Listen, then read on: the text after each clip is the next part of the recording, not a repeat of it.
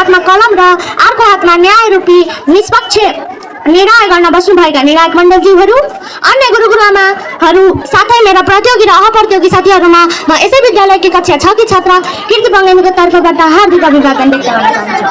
आज यस कलाले आयोजना गरेको वक्तृत्व कलामा मैले भाग लिन पाउँदा म निकै हर्षित छु। मेरो वक्तृत्व कलाको शीर्षक रहेको छ विद्यार्थीमा सामाजिक सञ्जालको प्रभाव। सर्वप्रथम सामाजिक सञ्जाल भनेको के हो त? एक ठाउँबाट अर्को ठाउँमा मोबाइल, ल्यापटप, कम्प्युटर वा इन्टरनेटको माध्यमबाट सूचना आदान प्रदान गर्ने कार्यलाई नै सामाजिक सञ्जाल भनिन्छ भने विद्यार्थी भनेको को हो त? विद्या आर्जन गर्ने मानिसलाई नै विद्यार्थी भनिन्छ। तसर्थ विद्यार्थीमा सामाजिक सञ्जालको सकारात्मक र नकारात्मक दुवै किसिमको प्रभाव पर्ने गर्छ।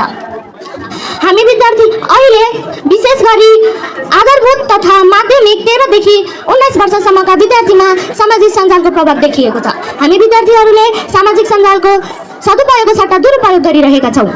विद्यार्थीहरूले आफ्नो पढ्ने वा सुत्ने समयभन्दा बढी मोबाइल, ल्यापटप हेर्ने, गरेकाले आफ्नो कक्षा गरेर गृह कार्य नगर्ने, गुरुआमाले पढाइरहेको बेलामा ध्यान नदिने, हल्ला गर्ने गरेको पाइन्छ, जसले गर्दा विद्यार्थीहरूको आँखामा मात्र नभई उनीहरूको कतिपय मस्तिष्कमा पनि असर पर्नुको साथै शरीरमा थकान, डिप्रेसन र एन्जाइटी जस्ता रोगको शिकार बनेका छन्।